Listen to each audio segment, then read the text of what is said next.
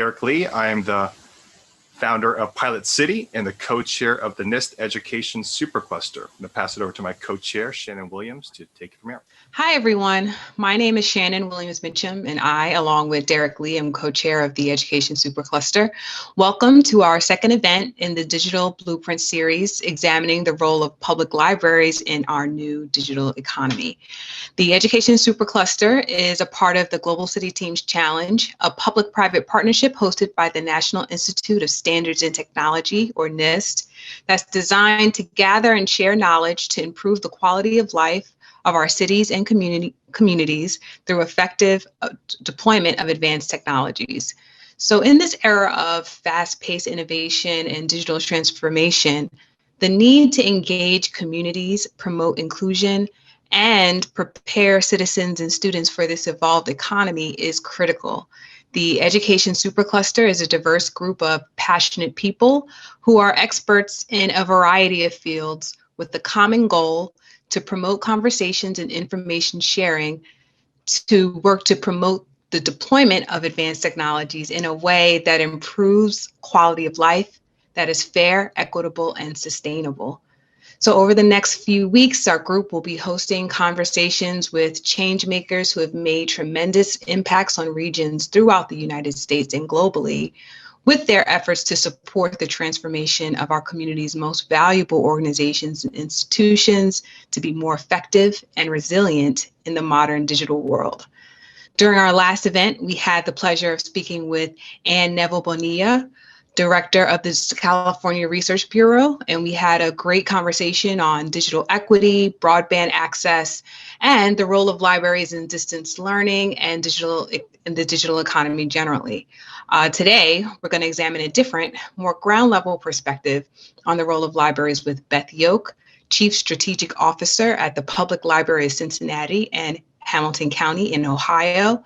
And the discussion will be hosted by two of our esteemed Education Supercluster members, Michael Beck, board member of the Southwest Ohio Region Workforce Investment Board and founder of Code for Kids, and Deborah Acosta, former Chief Innovation Officer for the City of San Leandro in California.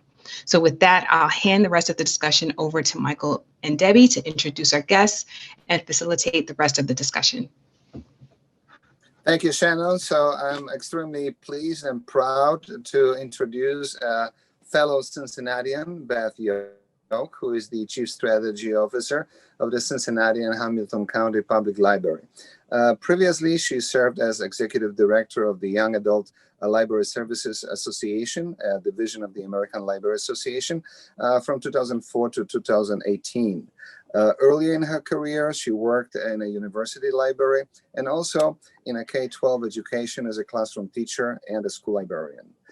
Thank you, Beth, so much for taking the time to join us on this podcast. And let's go to Debbie for the first question. Good morning, Beth. I'm just delighted to have you here today to be able to really get a deep dive down into what libraries are like nowadays. And let me give you a little bit of perspective. So back in the early 2000s, the city of Oakland was really struggling with its library system. And the mayor at that time decided it was time to have a big library, to actually found a big public library that would be world-class and world-known. And I have to tell you that the citizens of Oakland were confused. Does anyone really need libraries anymore? Does anyone go to libraries? What do we actually need them for? So let's just kick this off with your incredible experience, right? So from 2004 to 2018, you served as Executive Director of the Young Adult Library Services Association. So in that time, you have seen libraries change. We have all seen libraries change in that time period. For some younger people, it may seem irrelevant, but I'd love you to talk to us about how you have seen libraries expand and change over the years. And then because of that, what kind of partners have you needed or would you like to have to really accelerate this expansion, especially into digital services? So NGOs and private corporations and even private citizens. What do they not know about how libraries are changing, and what do you wish they did know? That's a great question, Deborah. Thank you. And that's a lot to unpack. So I think maybe a good way to get started about thinking about this change that you're talking about is a colleague of mine summed it up by saying that public libraries used to be grocery stores and now we're kitchens. So moving away from sort of just warehousing stuff that people could come in and get and leave with to providing this collaborative co-creation space where people don't just have access to stuff, but then that they can also create new things and share them out.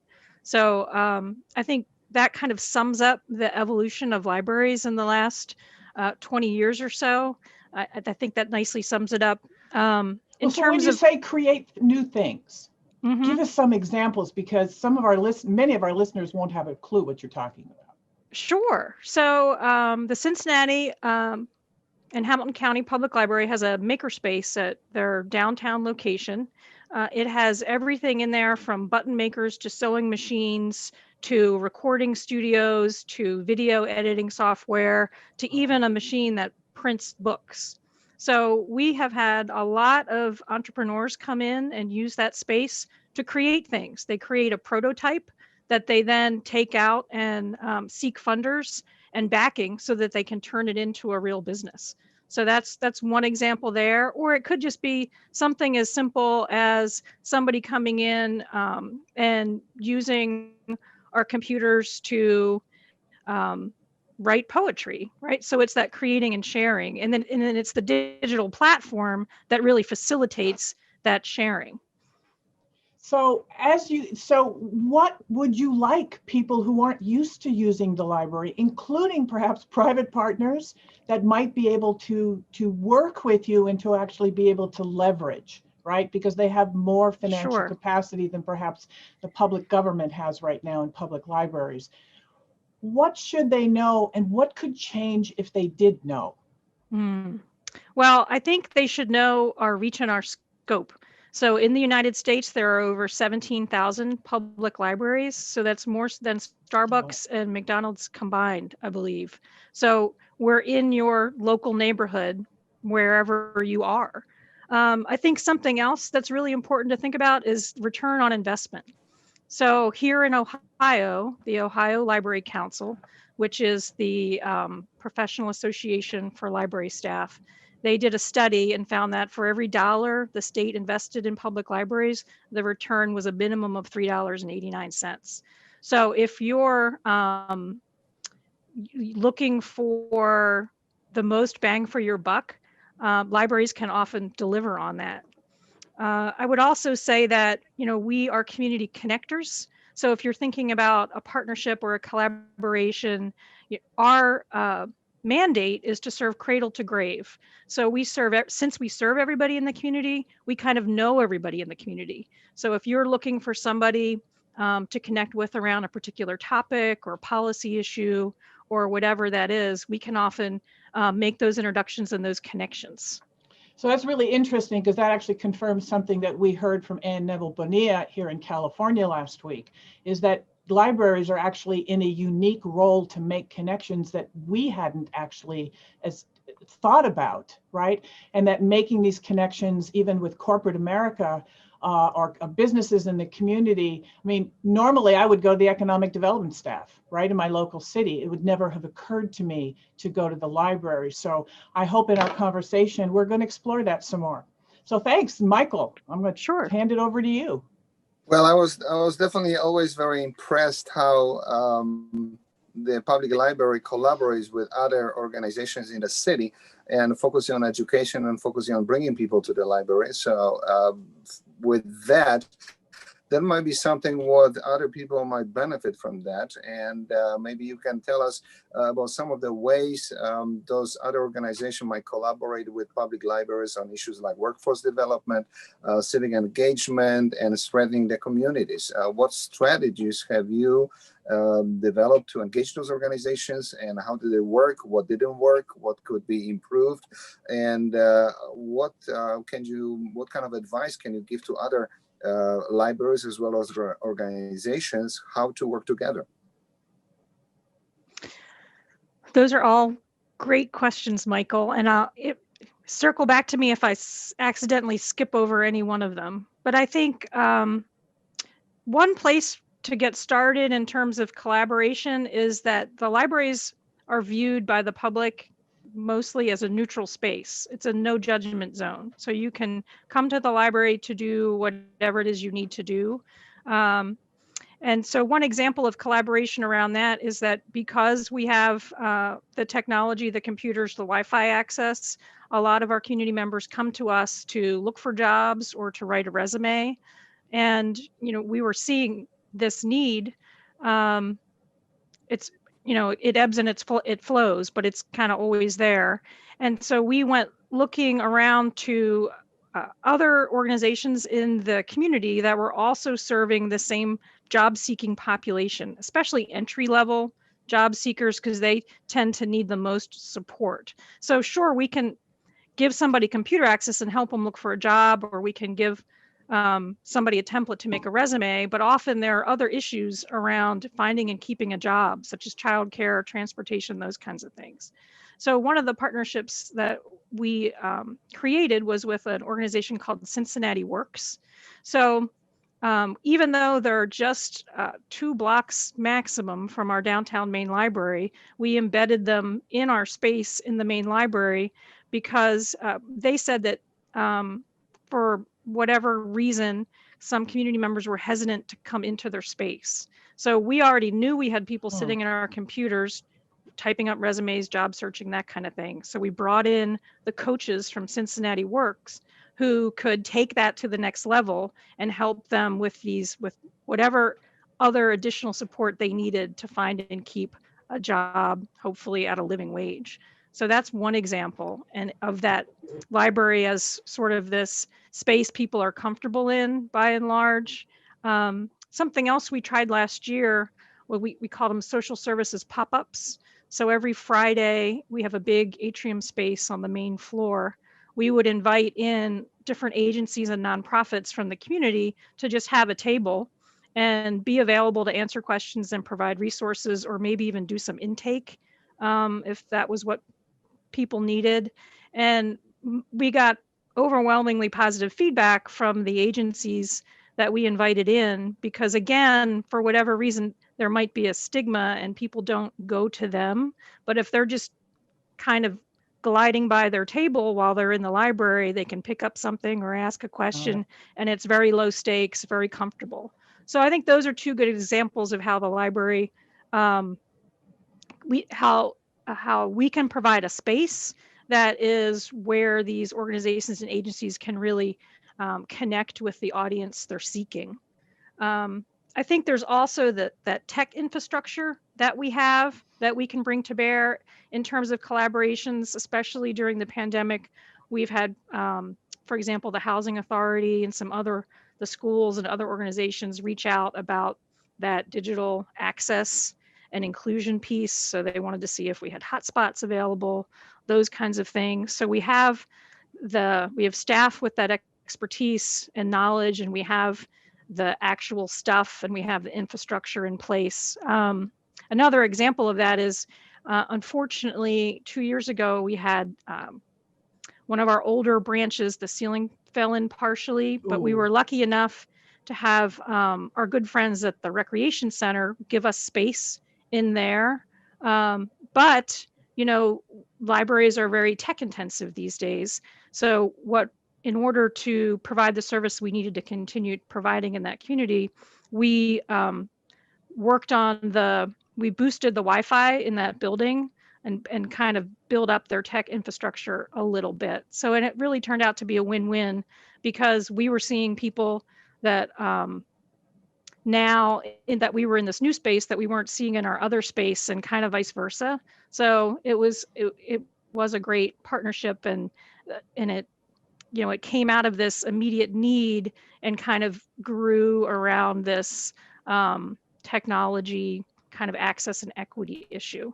So those are some ways that libraries can connect. I think also in terms of collaboration, a more traditional strength of library is that information access and storage. And we know that in the amount of information out there in the world has just exploded exponentially. So if a government agency or a nonprofit or somebody like that is looking for assistance or help with that kind of a thing, we do again have in-house experts and experience in that, whether that's around government documents or archival material or digitizing historical materials, all of those things we have the capacity to do.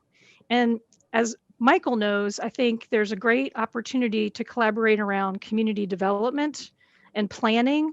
So in 2019, we had this year-long effort to develop a facility master plan. We have 41 locations throughout the county, and we had never come up with a strategic, unified plan for the system level. So we really, Michael and others participated in a community advisory council, and we had community listening sessions and focus groups and online surveys and all that kind of stuff.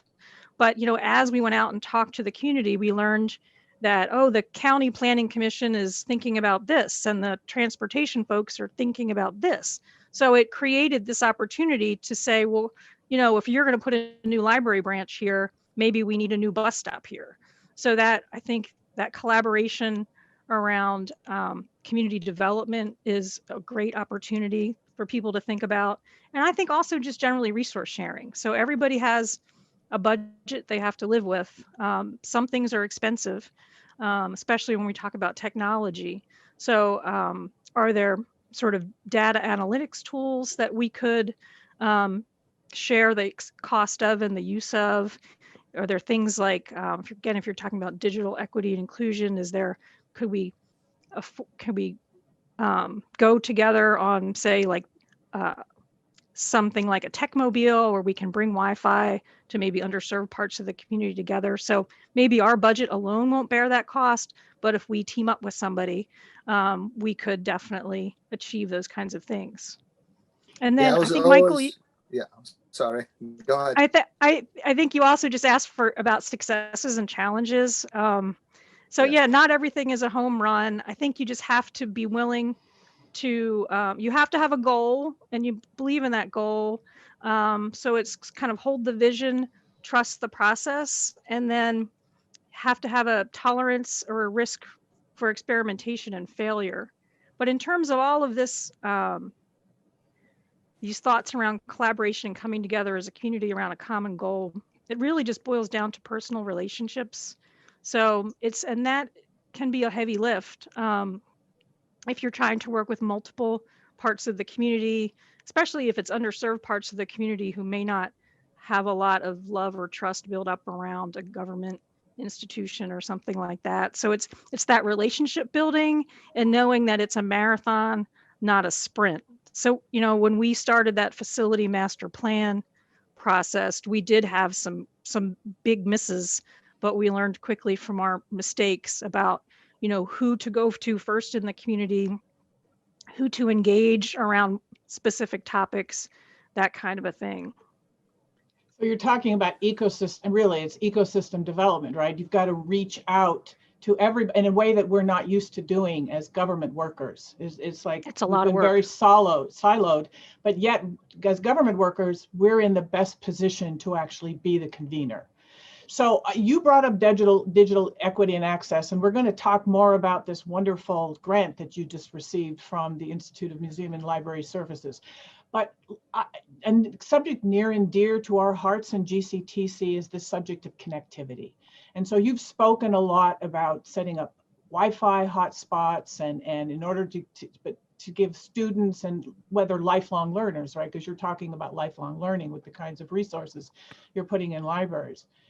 But the question is really, it's that broadband access, right? So we're all struggling with that around the country. Many of us, even here in the Bay Area, we don't all have access to it. What is it like working in the city of Cincinnati in terms of broadband access? Who are the champions? Who are not?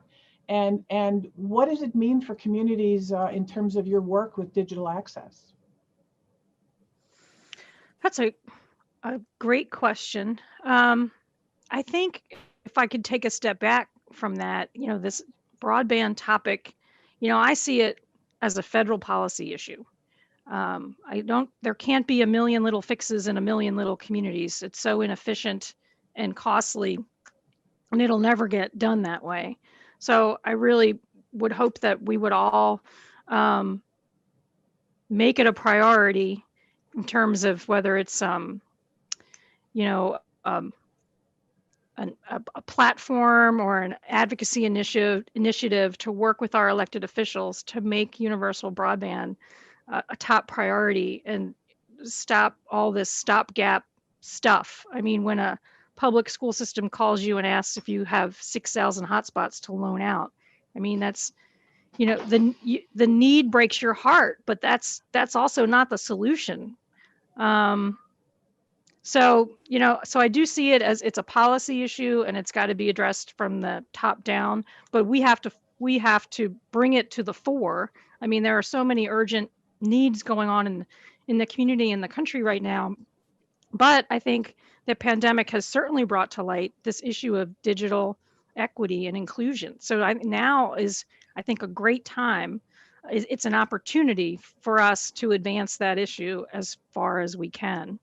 In terms of the Cincinnati community, this is my adopted home. I've been here just over 2 years. So I don't have a huge history or perspective that goes much beyond the 2 years on Cincinnati. And where did you come from before? I'm just curious, Beth. The Young Adult Library Association right. Services Association was headquartered in Chicago. So I had come from Chicago.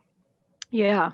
But there are definitely people passionate about this issue. There is in the county government, especially during the pandemic, this has come to the fore for them. And we've had multiple conversations with them about sort of kind of what are some short-term things we could do, possibly what are some longer-term things we can do. Those conversations led to CARES funds being made available to places that, unlike the library, really didn't have a strong infrastructure for technology, but they were serving youth who were trying to do that remote school thing. So there are a lot of players in Cincinnati, but I think, it's that that ecosystem that you talked about. We have to build a stronger ecosystem so we can move the needle on it. Yeah, no, that makes sense. And actually, we're going to explore the idea of workforce a little more. Michael is going to dive into this incredible grant that you got.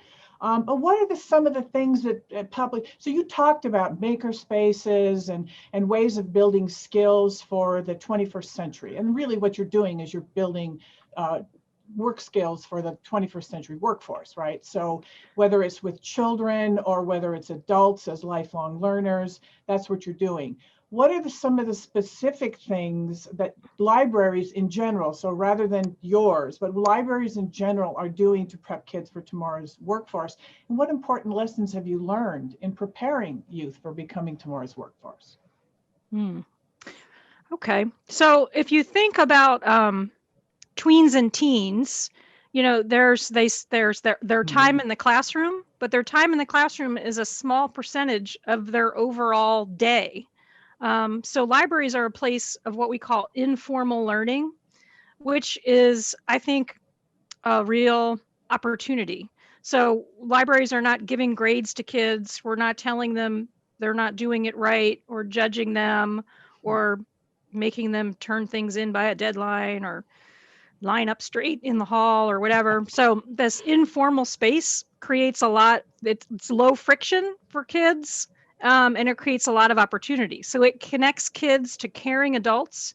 And I'm obviously not saying educators are not caring adults, but it expands their network of caring adults. And it also, this learning space that's unstructured, like a class, in a way classroom is not, lets kids explore things based on their interests. So Mimi Ito out of UC Irvine, gosh, I don't know how long it was ago now, 10 plus years, I think, came up with this concept of hamago, hanging out, messing around, geeking out.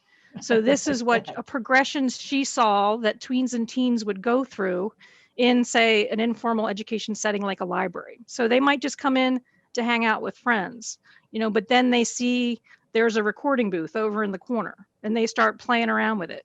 And then they get really into it and they start thinking about, well, I could do this for a living. And then, so how much money could I make at it? And what kind of classes do I have to take to do this professionally? And all that kind of thing. So that in terms of libraries in general, that informal learning opportunity and being intentional about making that hamago happen.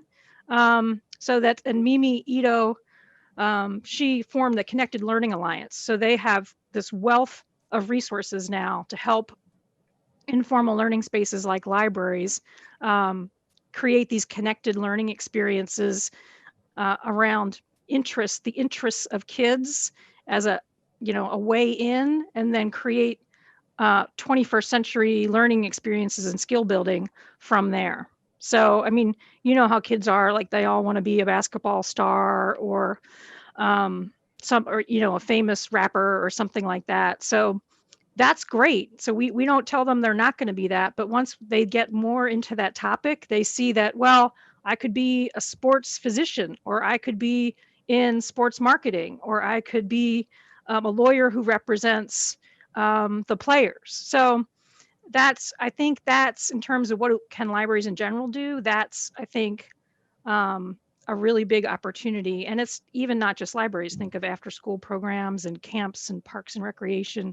All those kinds of organizations can facilitate this connected learning, and it gives them real world experiences that they can then connect back to that formal classroom learning and make that more meaningful, hopefully. It seems to me that kids don't know, if they don't have anything other than the formal classroom learning, and it's not a Montessori method, then they figure that, well, I'm in this path and this is the path that I have to take. My mom wants me to be a nurse. My dad wants me to be a lawyer. But what you're doing is you're providing a space where they can explore other things that they didn't even perhaps know existed. So, I always think of innovation as the ability to see a world of possibilities that others are blind to. And I think sounds to me what you're providing in libraries nowadays is introducing kids and even adults to the world of possibilities that perhaps they were not even aware of. So that sounds cool. All right. Very well stated. Thank you, Deborah. You're welcome. All right, Well, Michael. Well, as I just wanted to follow up on some of the points what Beth was saying, is that we have to give the kids opportunity to find out what they can be passionate about it, because then we don't have to tell them what to do. We have to direct them away because they want to spend every minute doing that. And if, as Beth said, if they start asking questions, okay, how much money can I make from that? That's the important conversation. Okay, is something what you like, but there's no money in it, or is something what you like, but you can make tons of money. So between those two things, what you like, let's choose that one, which actually gonna give you a good future, good financial support for your family, for yourself and for your family.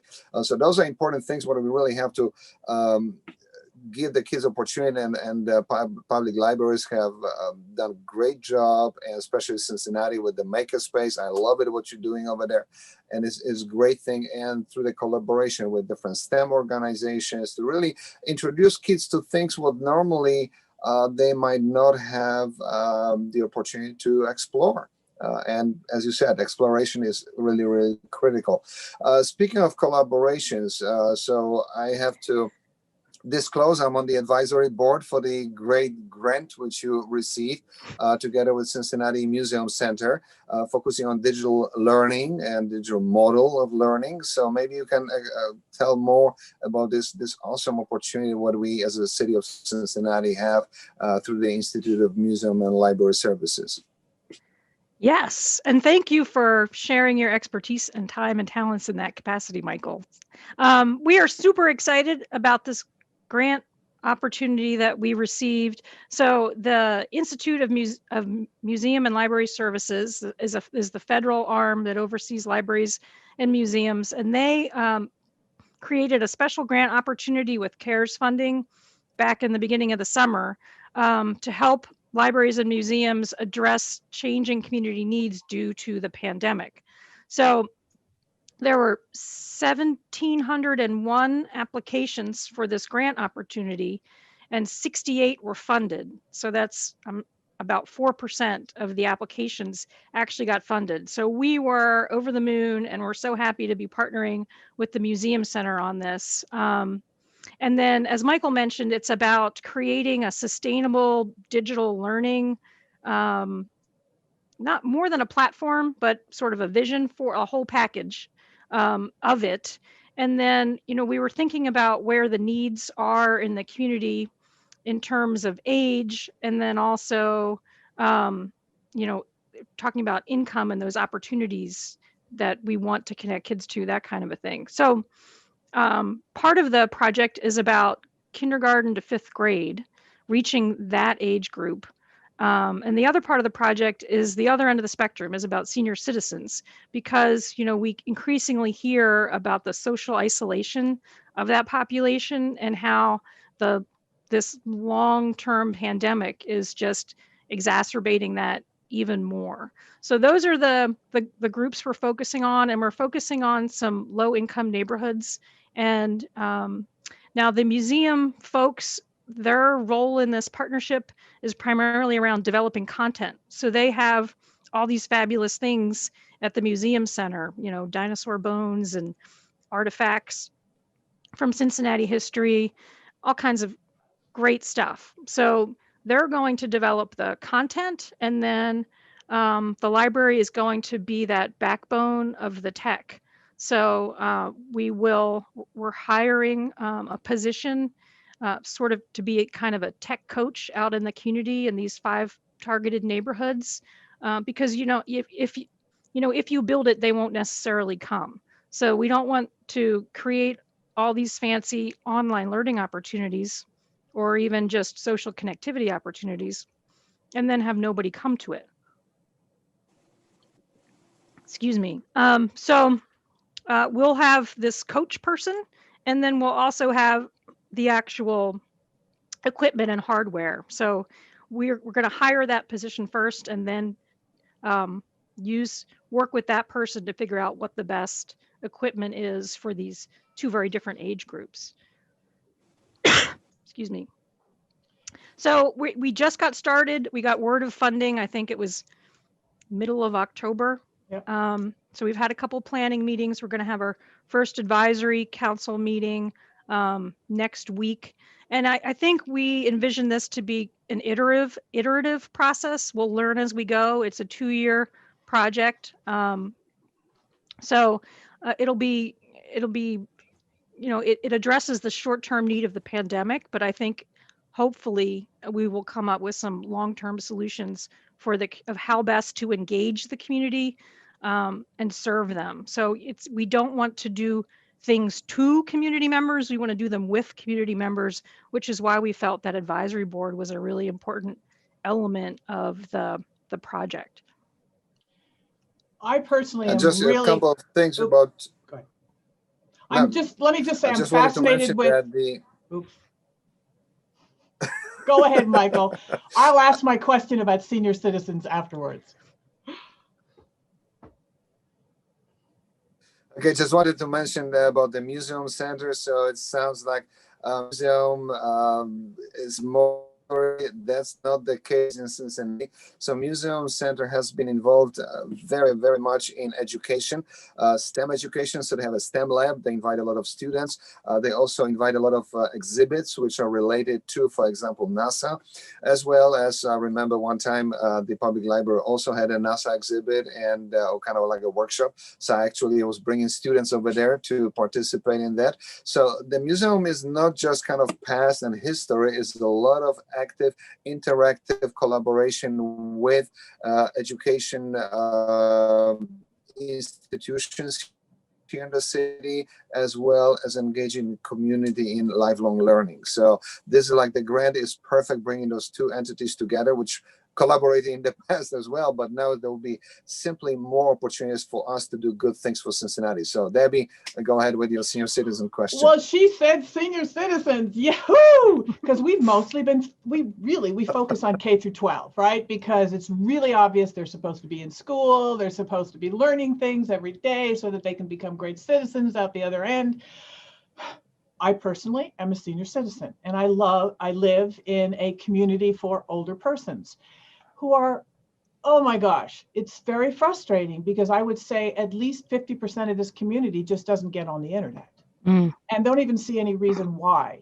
So I'm curious if you have any insights, Beth, about how you plan to engage with these senior citizens, and if there was any particular issue regarding them that made you say, you know, we got to take this lifelong learning to a whole nother level, especially with our seniors. Could you talk about that a little bit? Sure. You know, if I keep trying to find silver linings in the pandemic, and I think one of them is that it has forced a lot of people to adopt some technologies that they would not have touched with a 10-foot pole otherwise. So I definitely hear you that a lot of senior citizens are not connected regularly, are not comfortable or confident, or maybe don't even see the point or need of it. But again, I think we have this window of opportunity where we can kind of chip away at that mindset. So one example, the library was doing this thing called a memory cafe for families with a family member suffering from Alzheimer's.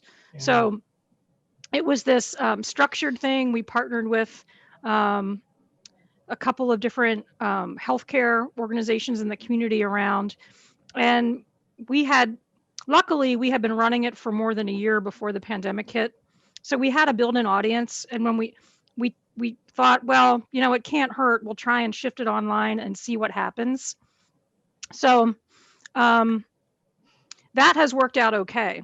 And I think the families are grateful, again, to have that opportunity beyond their tight-knit network of something else out there in the community that they can do together. So that's one example. And then, you know, again, time of experimentation. So another.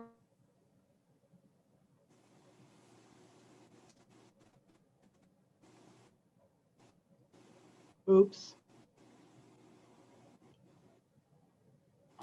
Looks like we lost her. We lost her. Good thing that we can edit this. Yes, darn it. Absolutely. Well, let's wait a little bit. And, yeah, let's see if she hopefully. comes back in. Examples of what has worked. But to your point about reaching people who have not, who are not already in that space, that's something we hope this tech coach can certainly help us with. And then I see a question has come in. Do you want me to?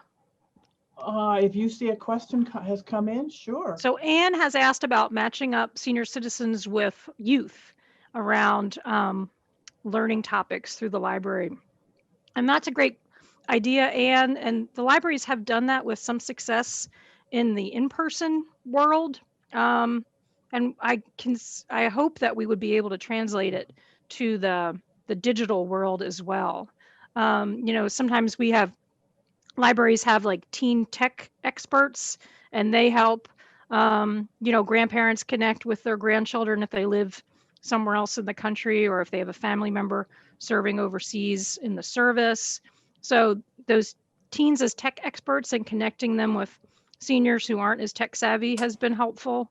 So it's one example. And libraries have also had some success with multi-generational book groups, which is an interesting thing as well. So those are two examples, and I could see them being translatable into an online environment. And we certainly hope that can happen. Yeah. But that actually brings us back to really, in terms of digital access and equity, it's the tools, right? So even if you don't have broadband access, so let's just say you have access to broadband. What we're discovering, and actually Anne was the one that sent us an article, some of our team, an article last week that kind of questioned, like, why do millennials not engage in IoT and technology and smart cities more? And the argument was they can't afford it. They can't afford the technology. And if they can't afford it, the senior citizens can't afford it, right? Think about what a new iPhone costs, or an Android costs, or upgrading your desktop or your laptop, even subscribing to some of the software. They simply can't afford it, so they just step back from it.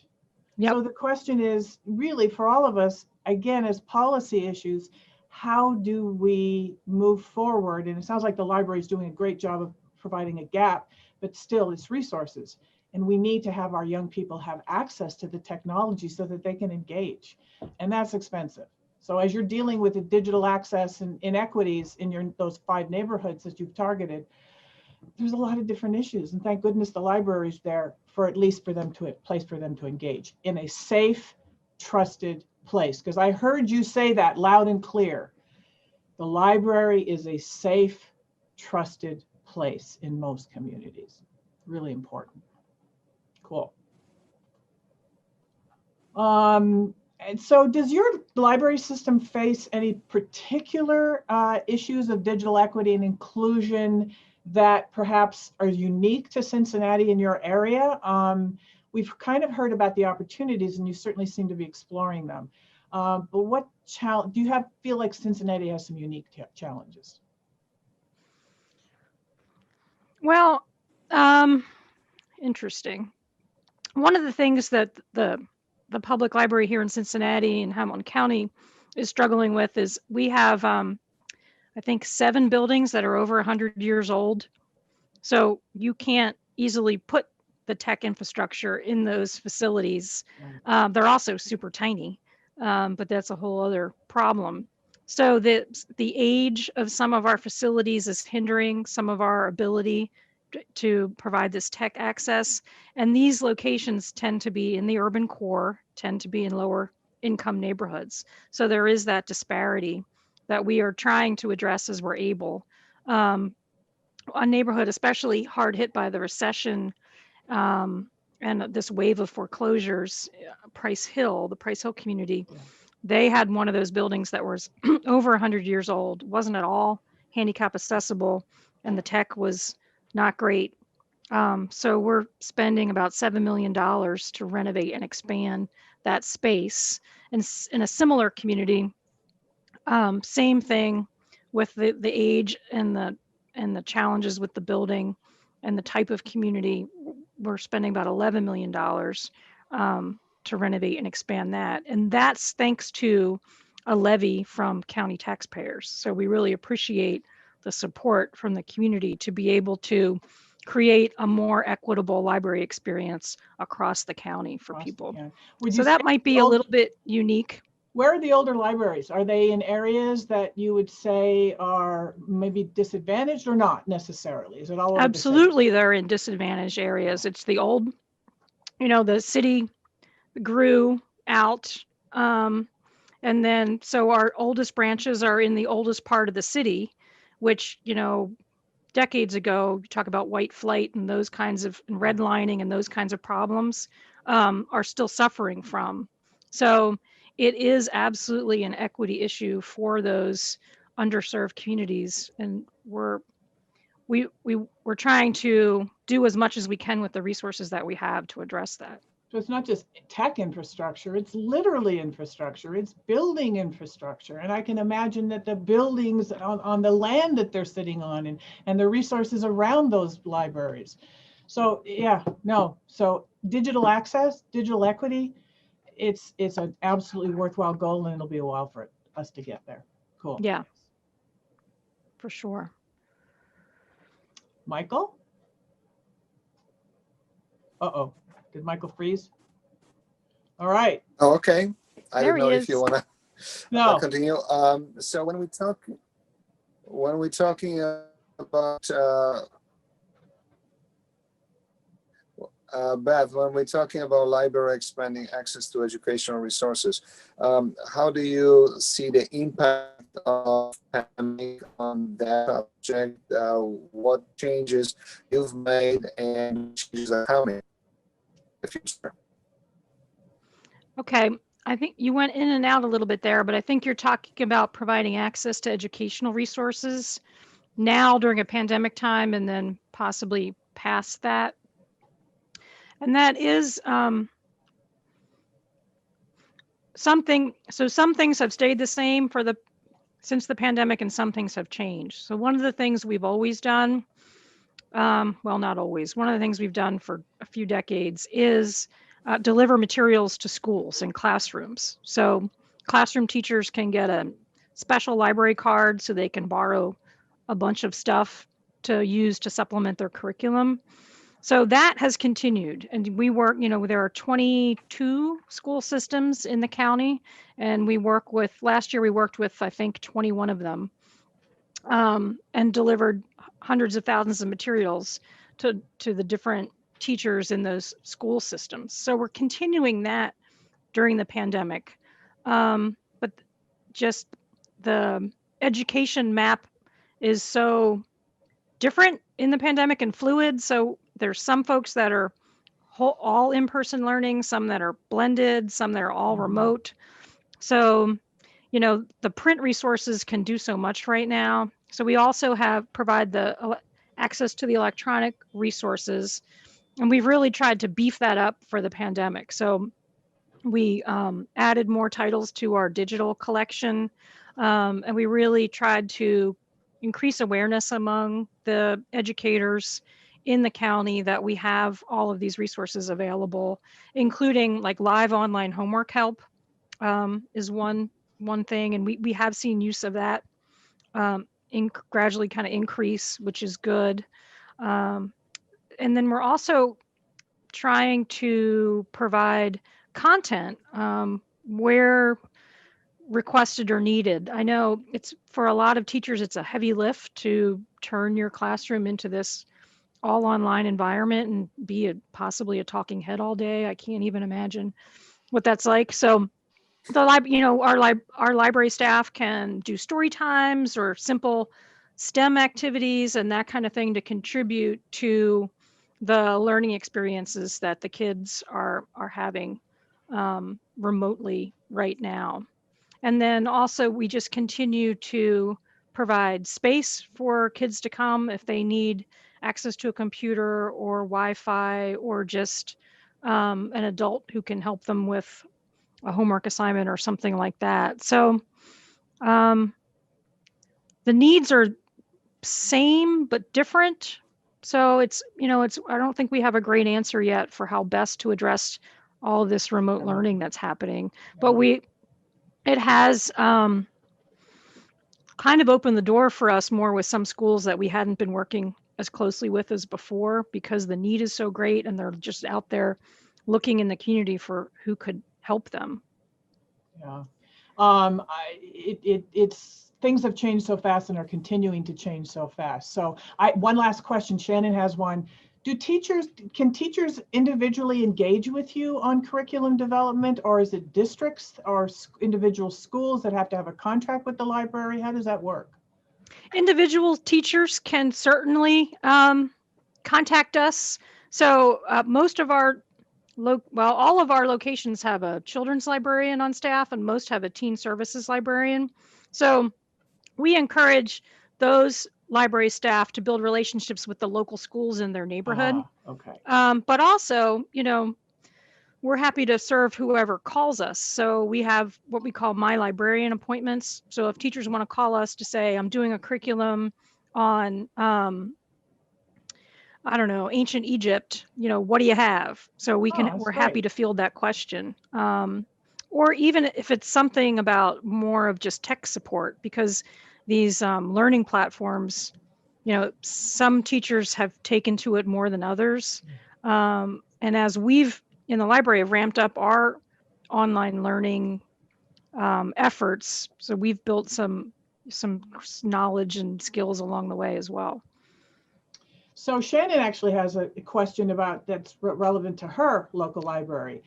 She says, my local library has an app called Hoopla, which allows me to borrow ebooks and audiobooks. But I'm always shocked how few people know about this great resource. Ditto in San Leandro.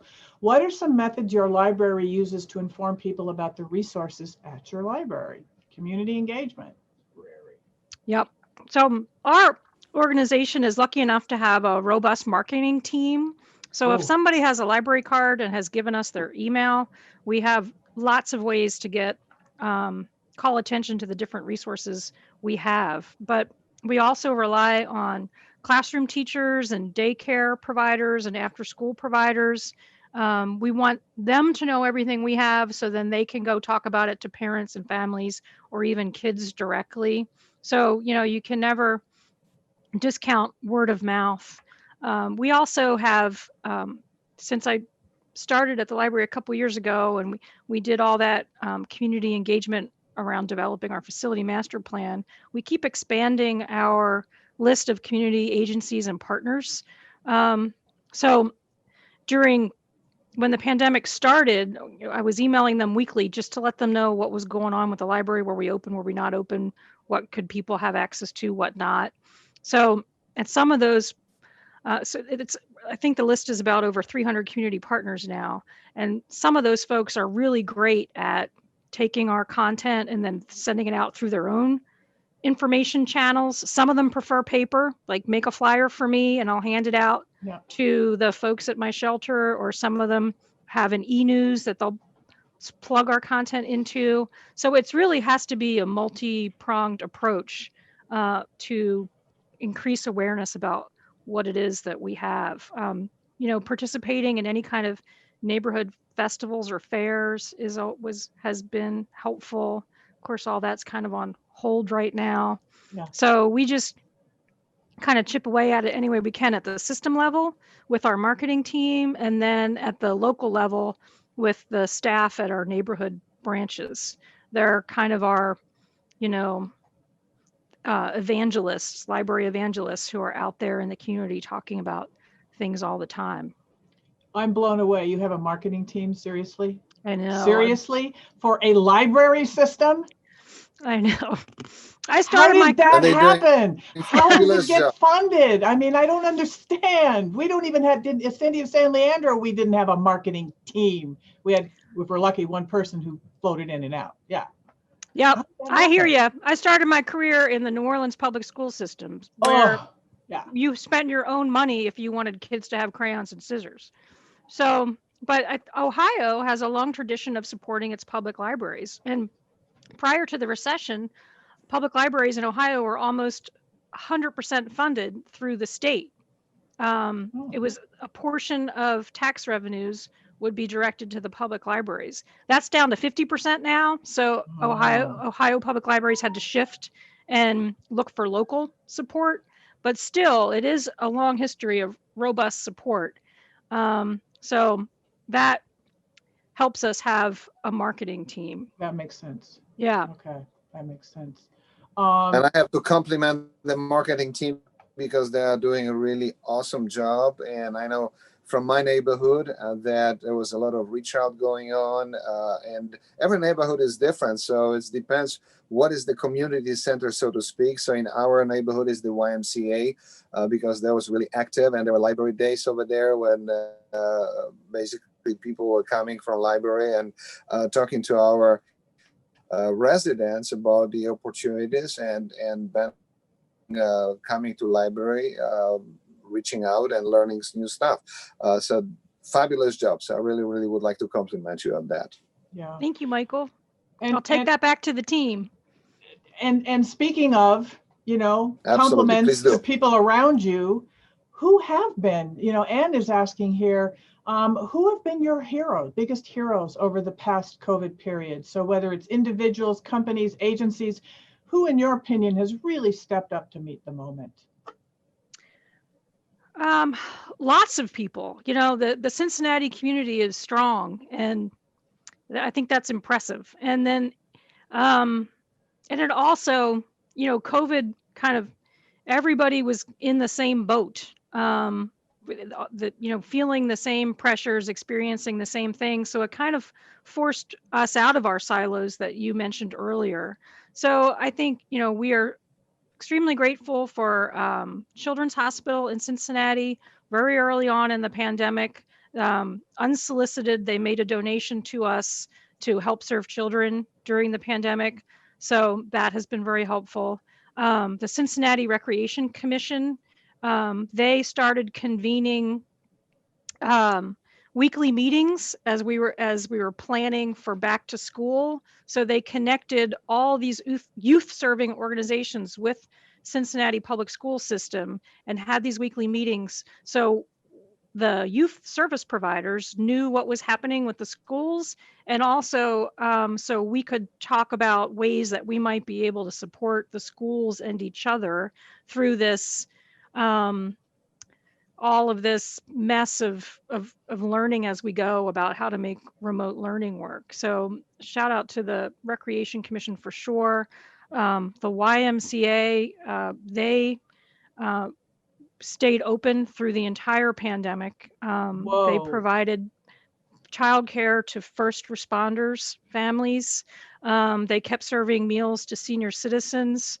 So, and they also, like the recreation center, have a real collaborative spirit. So we relied on the Y heavily because we were closed from mid-March to nearly the end of May.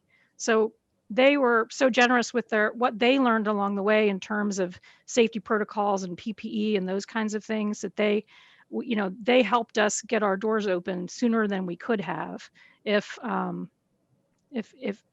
we didn't have that help. So those are some examples, but there are lots of organizations across the city and the county that have really stepped up and had, just had this collaborative spirit and understanding that there's a great community need. So I hope this continues post-pandemic because we've built some great relationships, and there are obviously opportunities to build on what we have started now. Do you have some positive stories about the private sector? Have they engaged in this pivot in any way, in any meaningful way? We all hear about public-private partnerships, right? So do you have one that's notable?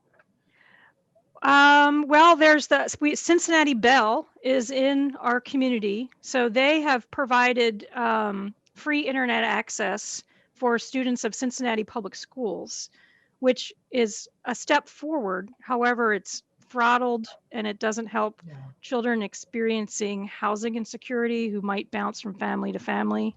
So it's not a perfect solution, but it is absolutely great that they stepped up, and it is something to build on for sure. Any other private organizations, just like tech companies or anyone else that's kind of seen a need and stepped up and said, hey, we'd like to help? I am sure there are in the community. In terms of specifically with the library, it has been more with the nonprofits and the government agencies. Okay. And do you have a relationship with the local city government that might be able to steer resources your way? Yeah. So the library is funded in an interesting way. So we get 50% from the state, 50% from the county, and that means 0 from the city, even though almost half of our branches are in the city. So we have a strong relationship with the state, a strong relationship with the county, and then just because of the way we're funded, we don't have as close ties with the city as we might like. But we are in regular communication, and we do reach out. They're supportive, but they have a whole other mess of things going on right now themselves. So, and then honestly, some of the backstory is the long-serving director of our public library left 2 years ago, and because of that weird pre-recession thing where all the funding came from the state, the library was very siloed and insular and not necessarily engaged in the community.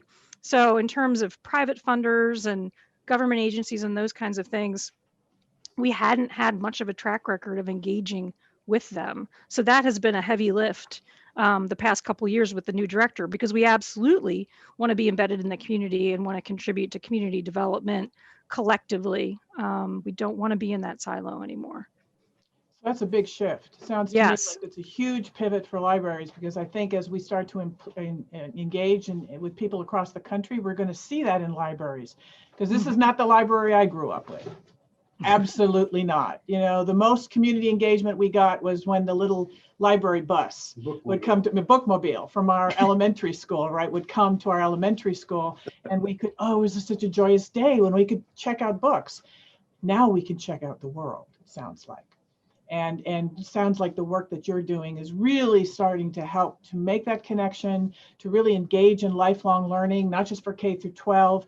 But when you said senior citizens, oh, my heart went pity pat. Thank you, because we really, really, really, really have to engage lifelong learning across all sectors, right? And people of color, gender, doesn't matter what, we really have to engage with that. So delighted to have this conversation. Does anyone else out there have any other questions?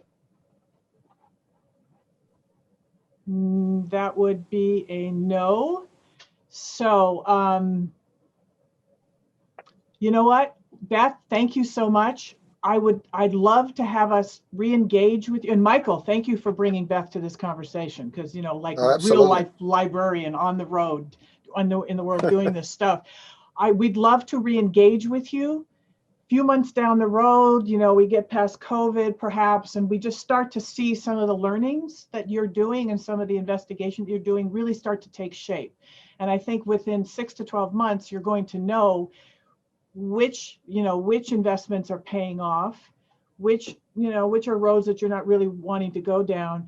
And I love to explore with you more the concept of ROI, because in the business world, that has been my experience. You can tell businesses all they want. Sustainability is a good thing. Community engagement is a good thing. All this stuff is a good thing, but they don't care if it doesn't hit their bottom line, because then they're not sustainable, right? So I love the fact that you said ROI. Thank you, that excited me. And I'm looking forward to further conversations to see how that actually plays out, because I bet just because you have that in your vocabulary, you're going to make some inroads in the private community. So congratulations. Thank Beth, you, Deborah. thank you so much. Thank you, Michael. Thank you, everybody. I really appreciate this opportunity, and I'd love to continue the conversation and learning from each other. So thank you. Great. Well, we talked with Debbie before that we need to have more collaboration between the states, not only like within one region or one city or one county, but we really have to learn from each other across state lines. And California and Ohio, I think, is a perfect opportunity to learn from each other, collaborate on projects, and show what we can do really to address some of the important issues which we are facing as a country. Yeah, so we'd I'm like looking to forward to that. And we want to help you make that change, right? So we want to amplify your voice about people just knew what we were doing at libraries. Oh my gosh, it would be so different.